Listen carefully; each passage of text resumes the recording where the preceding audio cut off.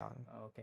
అయితే ఇంత పెద్ద సెటప్ పెట్టుకున్నప్పుడు, ఇంత ఉన్నప్పుడు ఏంటంటే, 'రంగస్థలం' లాంటి సినిమా ఇప్పుడు కూడా 'రంగస్థలం 2' అంటే అది క్రియేట్ అయ్యే హైప్ వేరు. అలా అవును. ఒక చిన్న ఓపెన్ ఎండ్ వదిలిపెట్టుకున్నారు కదా! మరి ఆ! ఈ సినిమాకి ఎప్పుడైనా ఫ్యూచర్‌లో చేయాలంటే గనక 'పెద్ది 2' అనేది ఏమన్నా ఉంటదా ఐడియాకి? లేదంటే క్లోజా ఇక్కడితోటి? 'పెద్ది' కథ ఒకసారే వస్తదండి. హ్మ్. అదొక పార్ట్‌లోనే వస్తదండి. హ్మ్. నాకు 2 పార్ట్‌లో చేయడం అదండి. ఒక కథను ఫినిష్ చేసేసి ఇంకో కథకి వెళ్ళిపోవాలి అంతే సార్. హ్మ్. అండ్ అంతేగాని మళ్ళీ ఆ! పార్ట్ 2 లేదు సార్. సెట్ దీనికైతే సెట్ కాలేదు సార్. యెస్. ఆ! సార్. అయితే 'వృద్ధి' సినిమాకి ఫస్ట్ సినిమా ఆ! 'వృద్ధి' సినిమాస్‌కి ఫస్ట్ మూవీ గదా! ఆ! 'పెద్ది'. సో, ఆ! ఇంత పెద్ద ప్రొడక్షన్ హ్యాండిల్ జేయడం. ఆ! సో, ఆయన్ని చూస్తా ఉంటే గత 10, 15 రోజుల నుంచి ఆయన అంటే ఎంత ఇన్వెస్ట్ చేశారు, ఆ! ఎంత ఇన్వెస్ట్ చేశారని అనుకుంటే ఎంత ఇంట్రెస్ట్‌గా ఆ! ఉన్నారు, ఆ! ఎంత ప్రాణం పెట్టి పనిచేశారో ఒక ప్రొడ్యూసర్‌గా గూడా అనేది కనిపిస్తా ఉంది. ఆయన మాటల్లో వినిపిస్తా అవునండి. ఉంది. అవును. సో, ప్రొడ్యూసర్ గారి గురించి చెప్పాలంటే ఏం జెప్తారు?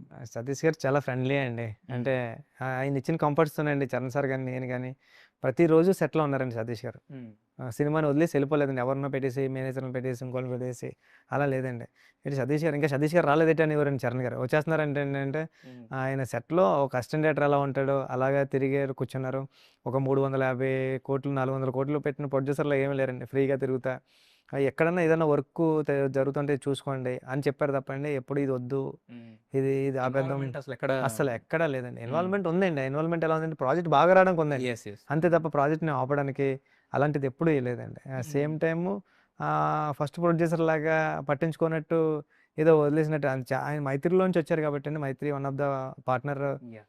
ఫ్రెండ్‌షిప్ అంతా ఉంది కాబట్టండి ఆయన సినిమాని చూసే విధానం గాని, సినిమా హిట్ అవుతేనే మనం అందరం కొంటాం. ఫస్ట్ సినిమా ఆయన బ్యానరు. హ్మ్. నాది చరణ్ సార్ ఇచ్చిన అవకాశం మేము మిస్‌యూజ్ చేయకూడదనండి హ్మ్. చాలా గట్టిగా అంటే ప్రతి దిక్కున ఒకసారి బ్యాకొచ్చి క్రాస్ చెక్ చేసుకొని చేశాను సార్ ఫిల్మ్.